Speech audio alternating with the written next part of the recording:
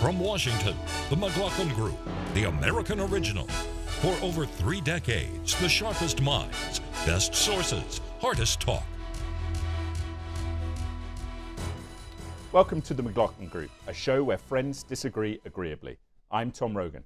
This week we'll debate the surging Bernie Sanders and Super Tuesday, sanctuary cities, economic jitters over coronavirus, and more. Our panelists today are author and columnist Pat Buchanan, Eleanor Clift of the Daily Beast, Clarence Page of the Chicago Tribune, and the author and national security expert John Schindler. Okay, let's get to issue 1. Coronavirus on Wall Street. I told my wife, I want 2 months. I want all the drugs that we have. I need 2 months supply. CNBC financial analyst Jim Cramer spoke for many investors this week. With rising fears that the coronavirus epidemic is turning into a global pandemic, Wall Street suffered massive losses. Investors fear that the spreading coronavirus will disrupt global supply chains and U.S. consumer spending. And so a selling spree has seen more than $1 trillion in paper value wiped off the markets, which have fallen around 10% from record highs earlier this month. Pat, where are we heading with this, do you think? And how would you rate President Trump's response as articulated at the podium in the White House press room this week? Right now, we've got 60 Americans who have been infected with the virus. None of them has died, so it's not a huge medical crisis in the United States. It is an economic crisis. You've got more than 10% of the stock market's been wiped out, trillions of dollars lost. Lots of billionaires and millionaires aren't billionaires and millionaires anymore.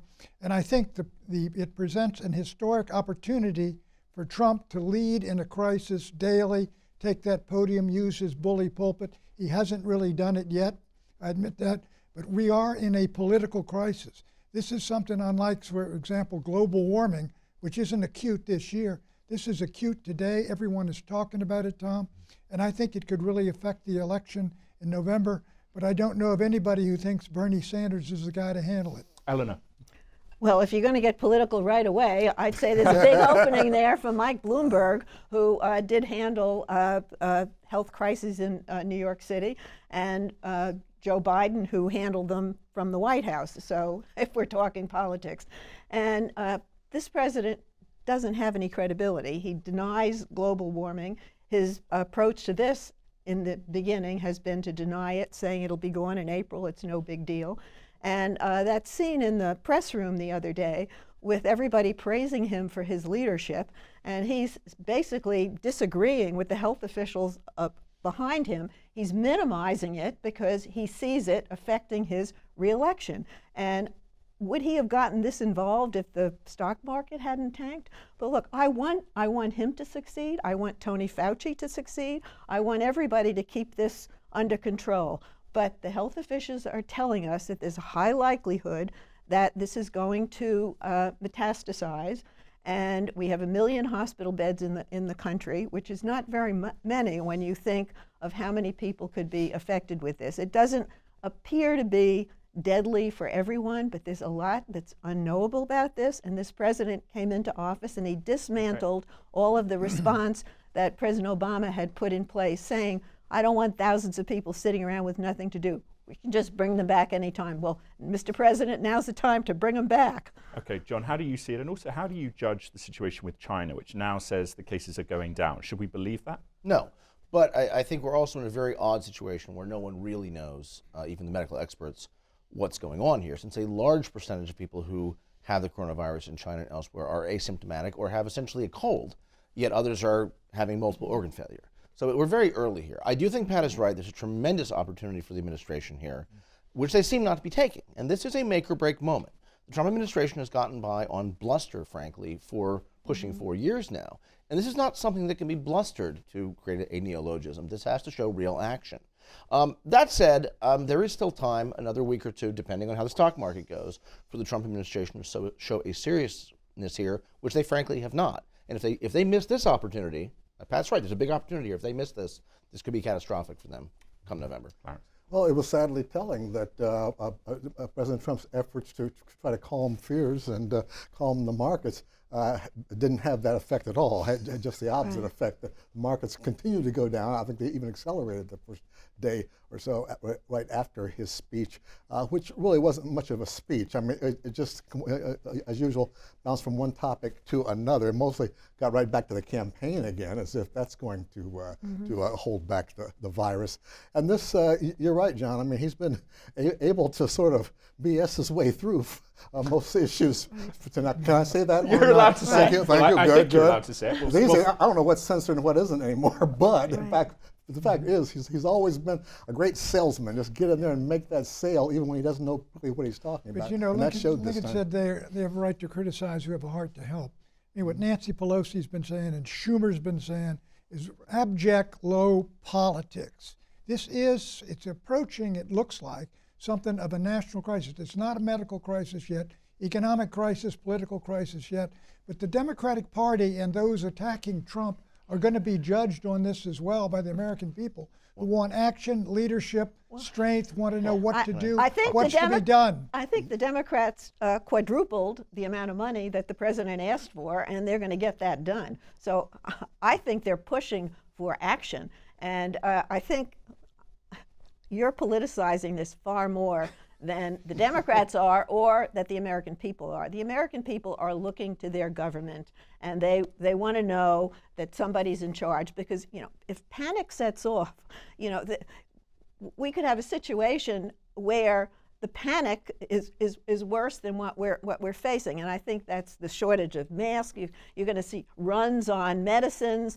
We're not ready to close the banks yet, but maybe we're going to have to close the pharmacies so people can get the medicine they need. Yeah, look, I think, you know, as they say in the Navy, you know, the captain of the ship is responsible, and Trump is ultimately on the hook for this. That said, the Democrats do have to be careful here, because, look, Trump is not actually responsible for the coronavirus problem. His cuts to public health are scandalous, don't get me wrong, but they can get in a very dangerous space with this too, because the public does want action, not a blame game. Trump is blaming people because that's what he does. To Eleanor's point, the Democrats have appropriated. They're trying, and this is, if they can stick on that, and there's a whistleblower. Frankly, both Pelosi and McCarthy, the Republican and Democrat leaders of the House, have both tried to stay out of politics and say bipartisan, bicameral, and that's the way they've been moving. It's President Trump who politicized it right away with his statement from the podium. What you heard from Jim Cramer is really an important point, I think. I read in the Washington Post had an outstanding piece. It is the fact that the Chinese have the ingredients and the final product for something like 20 crucial medicines and drugs upon which Americans depend basically to stay alive. You saw Cramer saying, told his wife to go out and buy them right now. That's the type of reaction you're going to get. The Olympics may be shut down. I'm telling you, if this keeps up for weeks or months, I would be surprised if the Milwaukee Convention and the Charlotte Convention were not not in July yet, and the president actually, there's some truth to the fact that if the weather gets warmer, the virus may diminish. So I'm not going to call off the conventions yet, but there is a whistleblower who has come forward and pointing out that when the president was sort of bragging about bringing the people home from Japan, they sent health workers out without any protective gear. And those people are contagious, and the whistleblower came forward, and the HHS secretary basically reassigned her job and said, if you speak out about this, you're going to be fired. And the messaging that the vice president is now overseeing includes having Dr. Fauci, speak from the White House. You have to put the health officials forward. They're the ones that the American people are going to be looking to. Concluding comment. The debate that has to happen when the dust settles with this is a bipartisan one about the wisdom of allowing so much of our public health infrastructure and pharmaceuticals and everything else be totally single source dependent on China. We're in a very, very bad situation if this becomes a months-long crisis, and that debate has to happen. Okay. My final takeaway here, we're just lucky it's not a bioweapon. Look at what the Russians had a piece on this, some of the research. Super plagues and splicing and dicing genetics. Very dangerous stuff. Anyway. Well, thanks for that, Tom. I'm going to sleep really well tonight. Okay, good stuff. Issue 2, Super Sanders. I'm hearing my name mentioned a little bit tonight. Bernie. If Democratic presidential hopefuls believed they could undermine frontrunner Bernie Sanders, well, they must be disappointed. Debating this week before Saturday's South Carolina primary, Sanders faced attacks from across the stage. But the polls suggest he's come out unscathed. While Joe Biden seems to have retained his lead in South Carolina, Sanders shows leads in most of the 14 states holding primaries this coming Super Tuesday. Eleanor, what happens if Bernie Sanders wins, say, 12 of the 14 states on Super Tuesday? Is that it? Is that it for Biden? Call the rectory. Okay. Yeah. I'm not up to Super Tuesday yet. Okay. I'm looking at South Carolina, Okay. and I'm anticipating a win by Joe Biden, and Joe Biden gets to fight another day. Much of the Democratic Party is uneasy about Bernie Sanders, and if you add his vote totals, he looks like a 35 or 40% candidate, which means there's 55 or 60% against him. The party has to winnow down, and I imagine some of the candidates will be gone. I think we're looking at the 3 Bs, Bernie, Biden, and Bloomberg, and I think Bloomberg is the unknown quantity. I mean, we said in the earlier segment that he has an opening to display his mayoral competence in the wake of a crisis. But we don't know whether his ads, and they're terrific ads, whether they are going to turn into votes. So if Biden emerges, we could have a fight between Biden and Bloomberg. I think that's what we're looking at. I think Eleanor's basically right here. Biden has got to win South Carolina and win it big and get some momentum going in to carry some of those states on Super Tuesday. You wonder if he will. We are going to find out about Bloomberg, what you get for $500 million and 2 lousy debate performances. But you mean when you talk about the 60%? He was better in the second Hold it, debate. Eleanor. That's right. When you talk about if Bernie gets 35 or 40%, are those two going to get 60%? I think a lot of these candidates like Amy and Pete and Steyer may not reach the 15% threshold. I think it's by Wednesday we're going to know if Bernie Sanders has a prohibitive lead that really cannot be stopped. Clarence, one of the things here that we talk about the sort of the vote share and how the Democratic Party might coalesce around someone who's not Bernie, and yet the same was said in 2016 about Trump, was it not? Oh yeah, and look who's the president. There are a lot of parallels to 2016. One thing, though, a lot of Republicans regret, especially the Never Trumpers, regret not being more critical of Trump early on, because back when he was more vulnerable. That's not the complaint now. I think people certainly have piled onto Bernie. I'm wondering, people talk about regions. We've heard from a Midwestern state, we've heard from a couple of Eastern states, and one for the South coming up. But the thing is, the big states we haven't heard from: Texas, California.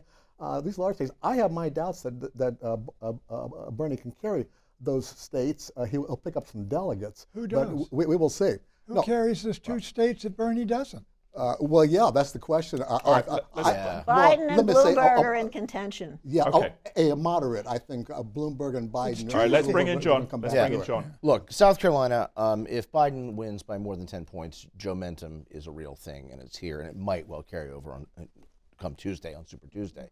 But Pat's right. By Wednesday morning, we'll have a clear sense of whether an actual non-Democrat could get the Democratic nomination. John, and to follow up on that, what do you think happens if Bernie Sanders is in that position? Do you think Michael Bloomberg runs as an independent? Panic. Full panic. Full panic. Bloomberg ought to start targeting his ads against Bernie Sanders and not Donald Trump, which he hasn't done so far. Elizabeth So Warren. that could happen over the next couple of days. You get Bloomberg runs and starts savaging Bernie. That rarely helps the guy doing the savaging, who is Bloomberg, who wants the support. Look, if Bernie, you mentioned 12 out of 14 states, he is gone. He's in the end zone. If you do that, what happens then is, I think the Democratic Party is going to have to adjust itself. If Bernie is on the verge of winning that nomination, they're just going to have to reconcile themselves to it, or they're going to take the party down to defeat. We're not there yet. We're not there yet. The Democrats have to do a lot of coalescing. Tom Steyer, for example, he's running in one state. His wife moves to South Carolina. He's got, in the latest polls, 15 or 19% of the vote. That's coming directly out of Joe Biden. What is he doing with that? He wants to advance climate change. Biden has called him out on how he's made his money on oil and gas and on private prisons. He ought to get out. He ought to endorse Biden. He ought to give his money to a super PAC. Biden doesn't have any money. He also, Steyer, I have to say, has the most annoying voice in the world. It doesn't work for me. Yeah. Okay. All right. Anyway, on that incredibly important political observation. The thing to watch here is Bernie in Nevada did astonishingly well among Hispanics. Got 53% of the Hispanic vote, a massive change from 2016 when he had the whitest campaign anyone's ever seen in the recent Democratic Party. We know that Biden is all in with the African American vote in the Deep South, but what happens in places like California and Texas, which have a ton of delegates, Bernie is leading, and a lot of Hispanic voters? Right. If Bernie can keep up those numbers from Nevada with Hispanics, and this could be a big problem for the Democratic Party. Turnout is always a big thing, especially with the Hispanic vote, Yep. but really he got them out all around. Look at how, he did, and that was impressive. So there has to be counter campaigning to deal with that. Look, we are there. Texas is Tuesday. Yep. California is Tuesday. Bernie's in Massachusetts. Bernie's going to Minnesota after Amy. He's going after Warren in Massachusetts. Late deciders decide elections. This could be academic, this discussion. Pat is feeling the burn, clearly. But, Democrats award delegates proportionately. So if Bloomberg, Biden are competitive, we've got a fight going. Absolutely. So let's wrap up this issue then with a kind of prediction about what will happen on Super Tuesday. I know we do have South Carolina on Saturday, so that as well. Pat? My guess is that Saturday is Biden's going to win big. Yep. He's going to get some momentum. I don't know if it's going to be enough for him to pick up states or to win states. I think Bloomberg is not going to do as well as we thought he was because of his horrible debates. I think you mentioned 12 out of 14. That's a little high for me, even for me, but I think Bernie's going to run to daylight. Eleanor? Super Tuesday started out as a regional primary of southern states. I think Biden's going to do better than expected. He's very much still in the game. John?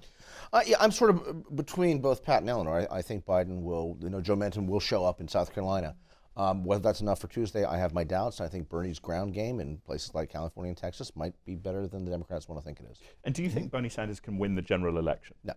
You think Trump will win handily? Yes. Even though the polls show Sanders quite competitive at the moment? I think he is. And I think in a very perverse way, right now, Sanders could be a very potent threat to Trump, depending how coronavirus and the stock market do. I still think Trump. Let's go to Clarence and I'll come back to you, Pat. No, dare I say the polls show that Donald Trump didn't have a chance for 4 years. Correct. That's a very good point. I just want to say on Joe Biden, if he doesn't score well in South Carolina, he's out. That's going to change the landscape too. This coronavirus and the economic impact already, the wipeout of a year's worth of growth in the stock market, trillions of dollars going to have an effect on the economy. Those two things, I don't know if the coronavirus is going to continue to November, but there's certainly the economic impact could be some kind of recession worldwide, and that would. Very quickly, Eleanor, you want to add? I said about Steyer's, I was critical earlier. He did make a point on the debate stage that this is about more than the presidency. It's about 42 members of the House who turned red seats blue, and it's about the Senate. And I think the arguments against Bernie are finally being made and are finally getting some traction. Okay. Down 4 days. Down ticket stuff also matters. Okay, issue 3, bye-bye money. 7 states and New York City suffered a blow this week when a federal appeals court ruled that the Trump administration can withhold federal funds from so-called sanctuary city authorities.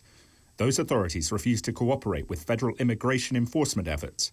The unanimous appeals court ruling by 3 judges overturns a lower court ruling which had prevented the Trump administration from withholding $250 million a year to aid state and local policing efforts. Clarence, will sanctuary cities and sanctuary authorities have to back down here? I don't think so, not immediately. You're going to see some fights here. This is kind of like the marijuana issue when various states legalized it. The feds still hold marijuana illegal, but what's happened to that business? And there are good reasons why these so-called sanctuary city rules are in place, because police don't want to alienate the communities that they've got to serve and protect. And people, if they're afraid of police officers possibly turning them in or cooperating with ICE, then they're not going to get that cooperation. Yeah, 2 or 3 appellate courts disagreed. So this is an outlier ruling, which means it's probably headed to the Supreme Court. And the president regards the Supreme Court as his court, but there is some precedent that argues against the sanctuary cities being forced to bow to the federal government. So I think there's legal decisions ahead, and the mayors in these cities and the governors in California and New York they're not buckling in. I think, look, the federal government's responsible for immigration. If somebody commits a crime, a rape or something like that in a sanctuary city, and they let him go and continue to do this, I think Trump is exactly right to cut off the funds for law enforcement there. The country is going to back him up, and I'll tell you what's going to happen. This coronavirus, illegal aliens coming into the country, border jumpers and all that, they're not going to be terribly popular if this thing starts spreading. Oh, now we're blaming You're gonna- immigrants? Oh, my. Eleanor, you it's are a gonna- caravan The same, coming, same right? thing happened. All right. Something happened John, during the Ebola this is crisis here.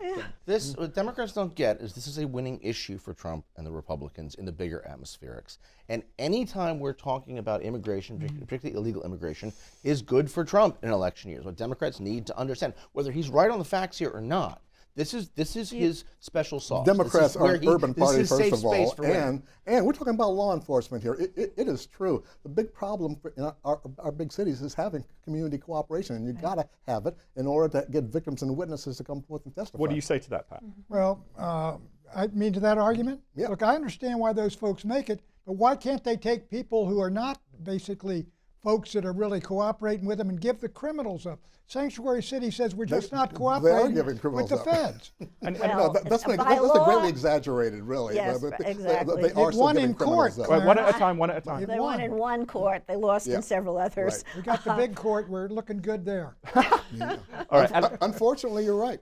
Eleanor, one of the challenges, though, would be that Democrats have talked a lot about the rule of law recently in terms of President Trump and in the impeachment battle, Ukraine, whatever, that in this case, Democrats seem to quite obviously be standing against the supreme law of the land, no? No. They want them to share data with the federal government so the federal government can use that data to go hunt people down. And that's not how you run a city where people are hardworking and minding their own Isn't that business. what ISIS is Wait, yeah. It may be what ICE is for, but they have other things to do to go after people who are really creating problems and not going after law-abiding but federal law is citizens federal law, and waiting or outside of schools Okay, or John. hospitals ISIS to had go a lot after of people. abuses, and that's Right. why, No the, argument, why but the, all the law communities enforcement hate has. them. All right. Well, when you got abuses, you correct it. That's what reform is supposed to be about. John, There's a process. The for this. issue here is, to get back to Pat's point, does the federal government enforce immigration law or not? We can debate how harshly they should do No, it, but let's are debate they or the law. not? Let's debate the law and the procedures that they use out in the communities. That's what the problem is. Executive is going to prevail here. It's prevailed in the appellate court. They're going to carry out these actions. It's going to go to the Supreme Court, and 5 guys are going to say Trump is right. Clarence. Well, that's your prediction for the day. But Go for it. Yeah. The fact is, this has been debated, as you well know, throughout the history of our country. And I cannot believe that issue, so-called sanctuary cities, is settled by any means. It's still very much alive. And Trump tried to pan gold in 2018 by scaring people about immigrants, and it backfired. So I still trust the American people to make the right They made decisions the right on these decision in issues. 2016. Well, 2018 is more recent than All right, 2016, John. and I can count. Let's look forward to 2021. Okay, whatever happens, whoever wins the presidency, Right. do you think there is a new prospect there of comprehensive immigration reform? We did see President Trump hint that the Dreamers issue would be an angle for him to potentially yield on some other points. I think he would yield if he's reelected. I think there's a real possibility of finally getting comprehensive immigration reform, and everyone knows in broad outline what that is going to look like. This is the one part that's not a mystery at all. It's just actually getting there. Of course, the Dreamers are going to be grandfathered in. Everyone knows this, no matter what Republicans may say.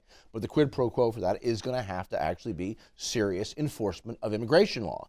So if everyone can compromise, there's a way ahead. I'd like to see comprehensive immigration reform. Everybody would. Why don't we have it?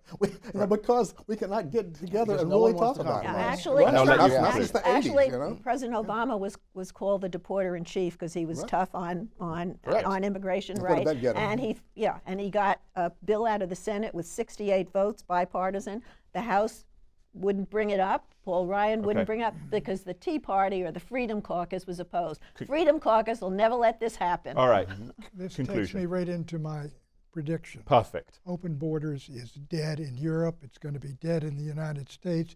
You're going to see nationalism rising, transnationalism receding with its virus. Already you got folks like in Italy, don't come from Italy here.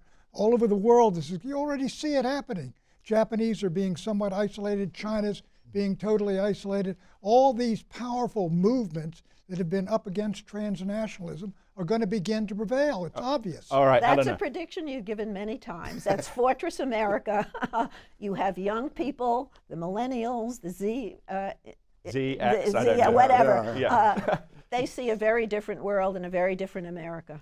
Well, no, but there is a larger What's your point. prediction, though, Eleanor? My We're on prediction is that after Super Tuesday, if Michael Bloomberg does not do as well as expected, there's going to be a lot of pressure on him to get out and put his money directly behind Joe Biden. Okay, prediction. To riff on Pat and Eleanor, there is a populist moment now throughout the developed world. On the right, it is on issues of identity and borders and immigration. On the left, it's on economic justice and Okay, fairness. prediction, though, prediction. The right usually wins in the populists. Okay, all right. And the immigration issue is nowhere near being settled. I think we're going to see this continue, including the open borders argument. We don't have open borders now, but this is kind of like President Trump saying, we're building the wall right now. They're repairing parts that were already built. This is all a charade. My prediction, I'm going to reverse my previous mockery of a brokered convention and say I think there will be one now. Okay, very good. Thank you for being. Ask me again next week. All right, thank you for being so quick on that, Clarence. I predict that there will be some big news coming this weekend. Look at Secretary of State Mike Pompeo's statement earlier in the week about something that might happen this weekend. Anyway, thank you for watching. Remember, the discussion continues at McLaughlin.com, and don't forget to check out our podcasts wherever you listen to audio.